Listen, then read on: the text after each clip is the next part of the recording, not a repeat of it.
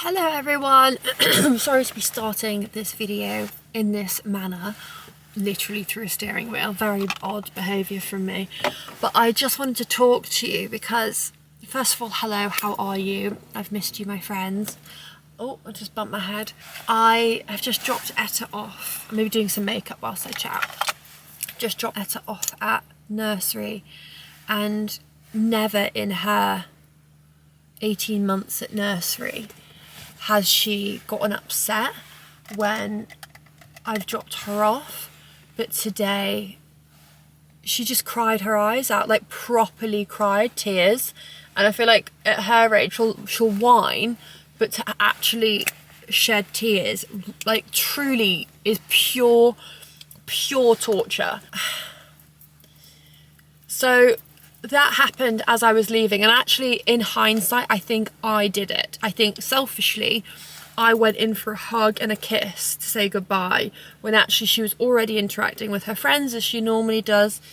She was already running around without holding my hand, and I went back in to her space effectively for a hug and a kiss, and then she kind of latched back on. And she's not a clingy child. She's never been a clingy toddler, clingy baby, none of that. So I think my selfishness of wanting a big hug with my angel made her rethink where she belonged in that moment, if you get what I mean. If I'm articulating this correctly, of how it's feeling in my body right now. So then we normally do this thing where one of the girls in the room will be like, grab a piece of toast and let's go to the window, and mummy's going to come downstairs and she'll wave at us. And normally that makes us so excited, completely solves the situation. But today it didn't. Like, I literally went outside, looked up at the window to do a big wave. I literally skip like someone who's just escaped from a insane asylum. I literally skip around and jump up and down and wave because she loves it when I do it. But today, why is there a literal tour bus just arrived? I'll explain where I am in a minute. But today I just saw her entire face scrunch into this proper mouth open, screaming, crying. In that kind of moment, if you have a child that's going to be starting nursery soon, in that kind of moment, every sense in your body wants to go and get your baby, sweep up your baby, protect, retrieve. Animalistically, that is your immediate reaction. However, it's the worst thing I could have done, so I didn't do it, because I know that if I had done it, then that will cement a new routine and a new association when she goes to the window. So I had to fight every grain in my body and walk away to the car and have complete faith that everyone in that nursery will make her smile again. And obviously I know that they will, because it's a fantastic nursery and I love it, and Etta loves it every other day. This is the very first day that she's shown this kind of emotion. And then I texted, obviously, immediately on the app and said, please can you let me know when she's smiling and laughing again, because I need to know. And then they immediately sent me a photo of her smiling and standing up on her own, like not cuddled up, not sitting down crying, just standing up, playing and laughing. So obviously so relieved at that.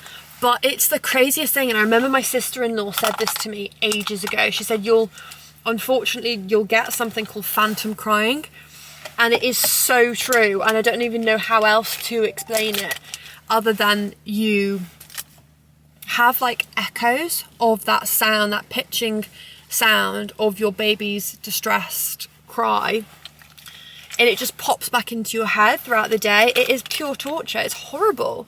It's the most horrible feeling I wouldn't wish that upon anybody. The sound of your baby crying in the moment is worse enough, but then for your memory to remind you of that several times throughout the next kind of 8 hours or whatever it is, for your body to keep reminding you of that trauma, of that traumatic moment, is downright cruelty.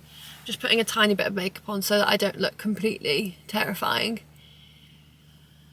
But yeah, I just wanted to share that because I needed to share it with someone. I tried to share it with Maeve, but he was too busy with work.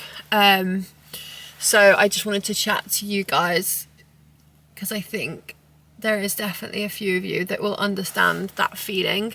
But like I said, I hope this isn't a new routine that she wants to start, whereby she all of a sudden isn't happily running into nursery and waving goodbye with a big smile on her face. I really hope that we haven't lost that somehow. I think it all ties into the fact that she's just not napping, so she's more tired than normal, and therefore her emotions are all over the place. Because let's be honest, when any of us are tired, our emotions are all over the place.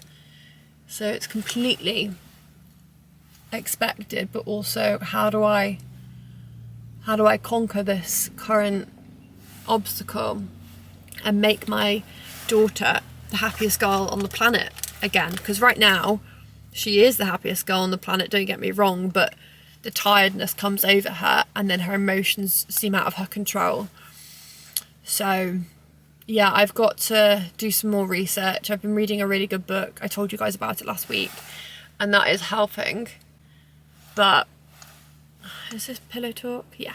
Don't know if it was iconic nude, but I have done what I always do when I feel out of control. And I've come to Daylesford. I don't know what it is. I come to Daylesford to get some clarity back. The beauty of this place makes me feel calmness. So it's almost like therapy.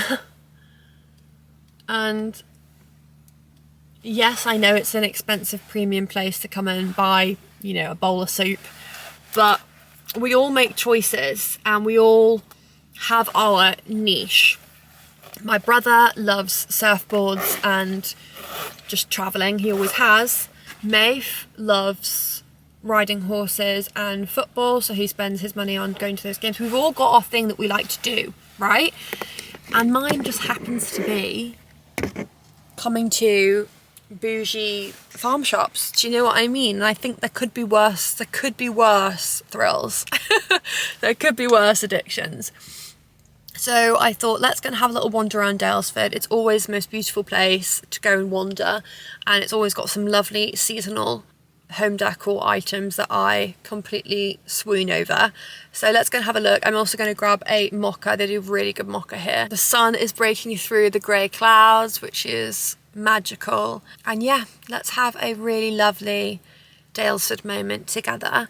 And then after that point, I'm going to swing into Stow-on-the-Wold because that's always been my favourite place to shop. But there's an antique shop there, which is about 3 floors. I can never go into because I either have the dogs or a pram. So the fact that I'm a lone ranger today means that I can actually get stuck into browsing the antique shop in Stow, which is one of my favourite ones. Station Mill's great, which is in Morton, but I haven't looked in the one in Stow in so long, so we can also do that together as well. I love antique shopping so much. I love the fact that it's got a story, it's got depth, it's got character. I have this jewellery box that is an antique, and I'll show it to you. It's a beautiful walnut jewellery box. And for me, I've created this whole story that it used to be in a stately home in the Victorian times, and a lady used it. And I get a really special antique item. I do give it a backstory, connects me emotionally to it. It makes me love it even more. It really has become a passion and a hobby. So anyway, I will stop blabbering and let's go and have a Daylesford moment.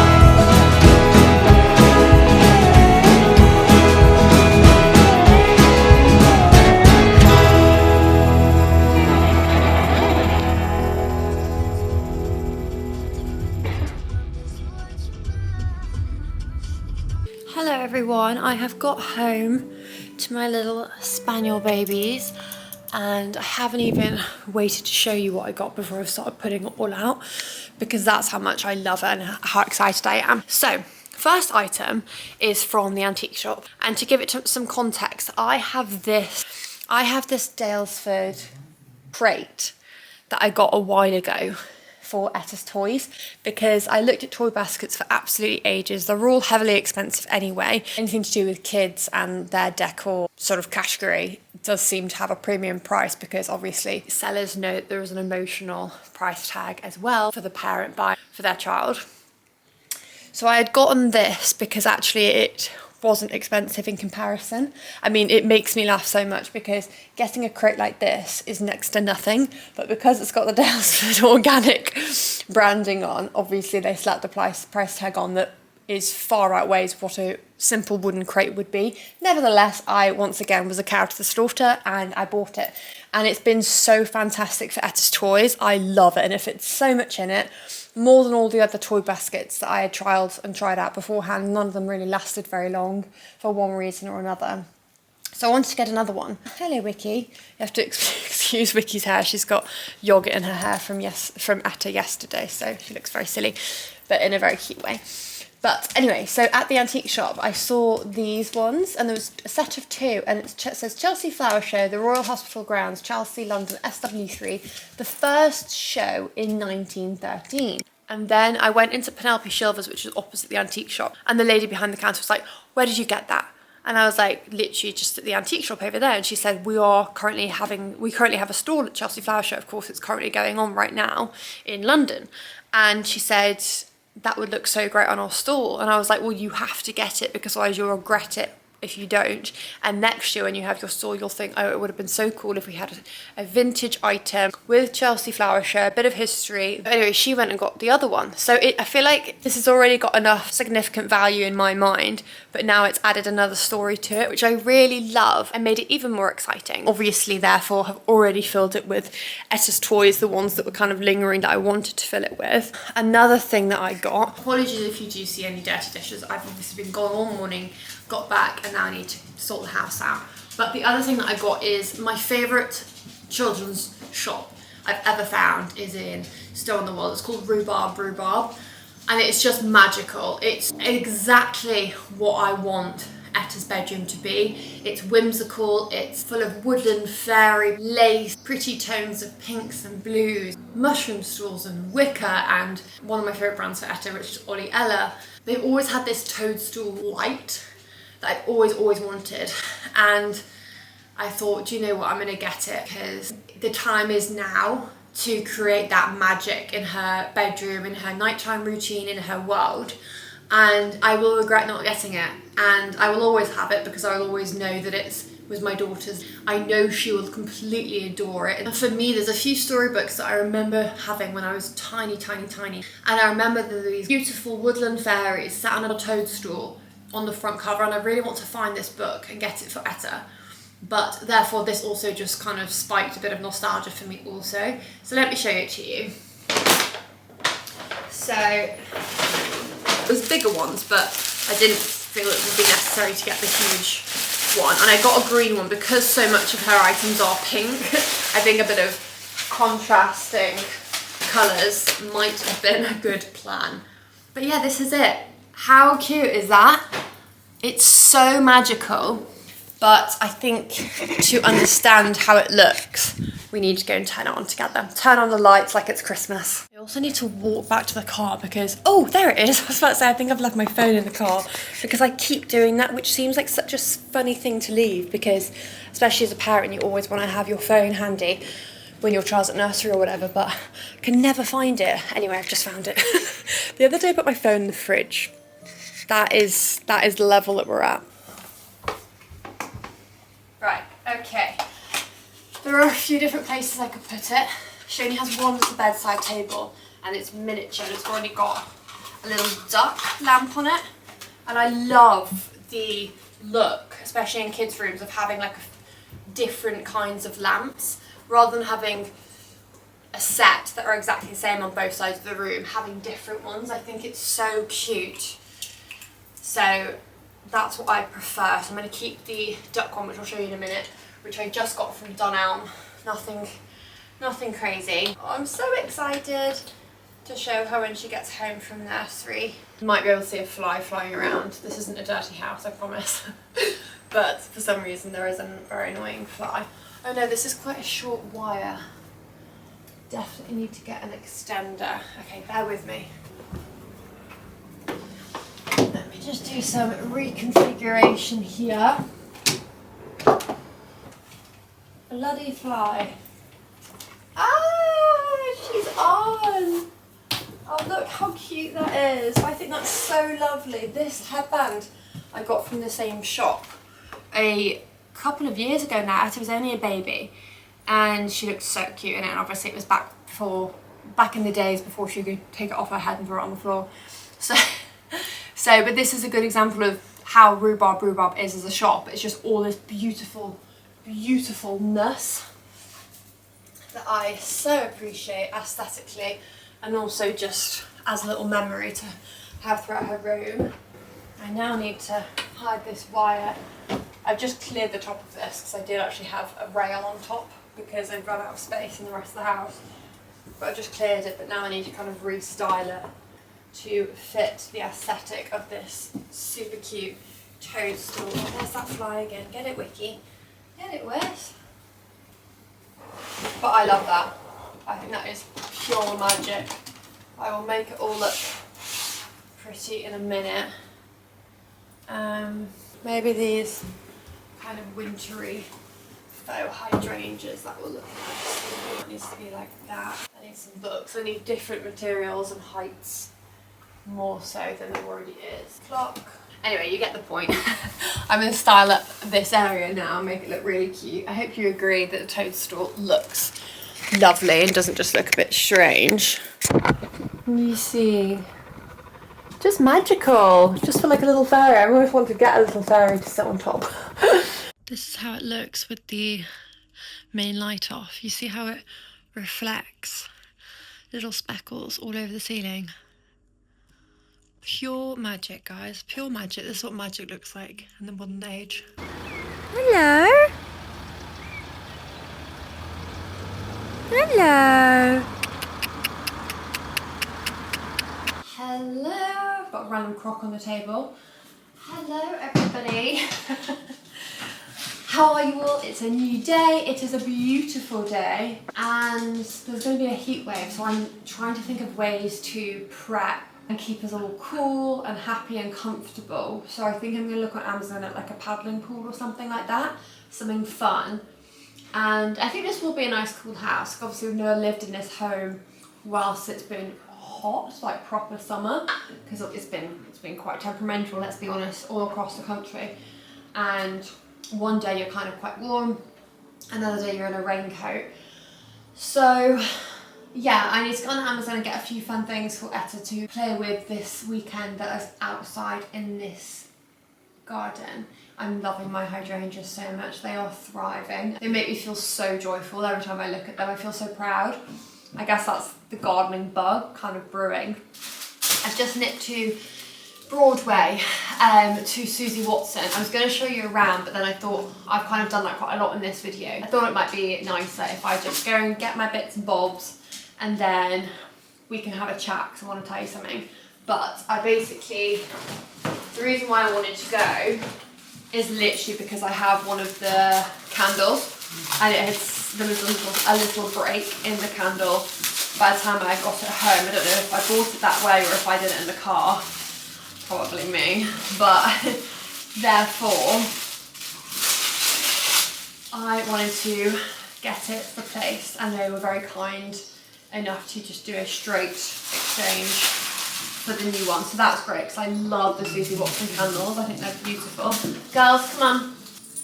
The other thing I got is something I already have but in a different size. So I love the Susie Watson chopping boards. I feel like they are the perfect size. They're really durable. They're really aesthetic.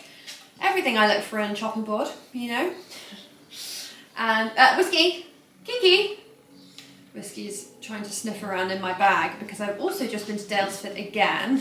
Surprise, surprise, but with my friend Katie, which was so lovely, and her little son, who is like literally like a little prince, like his hair and his entire look. You know, when you just see a kid and you're like, you are so beautiful, you're like a prince in a Disney movie. So that's him, and it was so nice to see Katie.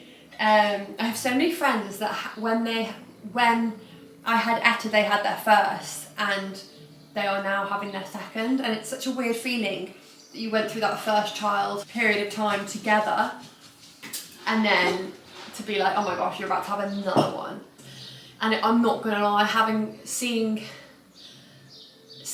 that pregnant exhaustion whilst the toddlerhood is running alongside it, it does fill me with a lot of like second-hand anxiety. If we had family close by, I'd feel differently and I'd be ready to try again. But for right now, I'm happy with my one and my 2 fur babies, because let's be honest, they are a handful in the best way. But yes, I got another one of the chopping boards. How did I talk about chopping boards and then I end up talking about having a second child? Anyway, that's a talent. That's a talent in itself. So this, I already have these 2. And then I just saw the bigger size and I was like, listen, they're a family. I need to reunite them. They are a family. Obviously these are slightly darker because obviously I've washed them in the sink a few times. And I prefer the way they look once they've obviously been used and loved. So I just absolutely adore that I now have, do excuse Mr. Bunny, this is Etta's pride and joy. I wanted to talk to you guys. Maybe we should go and sit down together and get cozy. Oh, and I also went to Ochre because there's a birthday present for Maeve that I wanted to get. It's his birthday in June. So, and there's an item that I wanted to get for his birthday. It's just gone on sale. So I wanted to run in, and I do have to say, the staff at, come on girls, come on, at Ochre, I'm so sorry, but they are not friendly. Come on Kiki, come on Whiskey. Whiskey's such a naughty girl. She's like, yeah, but what are you going to do for me? If I come in, I need something as a well done. Good girl, I'll give you a carrot now. Little girls. Such a beautiful day. Just give these girls a little well done just for doing normal dog things. Oh. Put you in the fridge. You are now in the fridge. Okay. Whiskey. Riley. Did you hear that noise that Riley makes when I give her a treat? She goes, hop, hop. She's like a shark. Okay, so life update, and it's so exciting. It's such an exciting life update. However, it is so silly of me to be sharing it with anybody because it is so premature and it's so naive for me to be excited about something that is so much in its bud stage. But remember when we moved in here, which obviously was 5 minutes ago, I was explaining that this house is for sale as well. So it's another kind of short-term option. But in this current rental, we are loving this house so much and so dearly. But yes, as I said, it's been for sale for a while now. So we don't want to be startled kind of in the autumn winter seasons and have to all of a sudden up and move when it's not as pleasant as to do so as in the wet and the rain. We'd rather move in summertime. Obviously, we'd rather be buying a property. We have tried and failed twice before at buying a property, and it is so emotional. It's so heartbreaking because obviously within your lifetime, one of your primary goals, one of anyone's primary goals in this generation and in this world we now live in, is to own a property, right? Tie that with the fact that property nowadays is so expensive in comparison to like my parents when they were young. There's emotional value, monetary value, and then also there's the tie that this is now no longer about me. I've kind of lost my window to buy a property for me and feel that this is now about my daughter. I need to buy her a childhood scene, if you get what I mean. So it's imperative that we sort this for her because I don't want to keep moving around. I mean, don't get me wrong, there are many countries that necessarily believe in buying and they all rent, and that's normal. We also have been open to doing a really long-term rental. A few of the estates throughout Cotswolds tend to have properties within the grounds that you can do a lifetime rental, and we've looked at doing that, but nothing's come up yet. So we're kind of leaving it in fate's hands, but so far that hasn't been meant to be. But a house we went to see a few months ago, a good few months ago now, that we really loved, Whiskey's like sat right up against my back. She's so funny. Riley Pops, don't look at me like that. Oh! So, what was I? I get so distracted.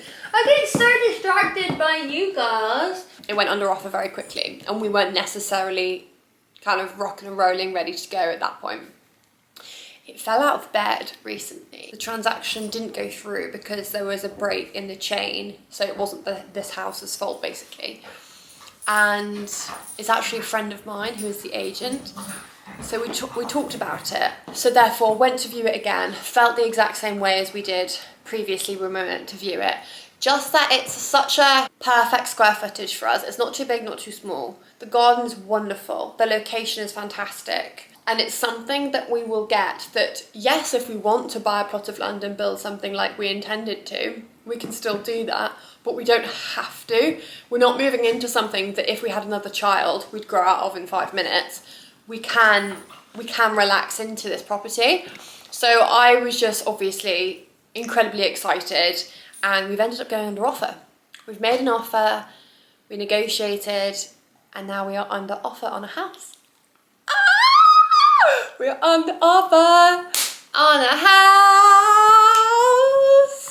But like I said at the beginning of this tangent, it is such early days that it's so silly for me to even get excited about it, let alone talk about it with you guys. You know, I've only told my mum and my dad, haven't even told my best friends because I don't want to jinx it. However, I live in a world where I'd rather actually be excited for something and the prospect and go down that rabbit hole and then it not happen, but me to have had that blissfully happy moment rather than to not get excited and then, oh, heartbreak.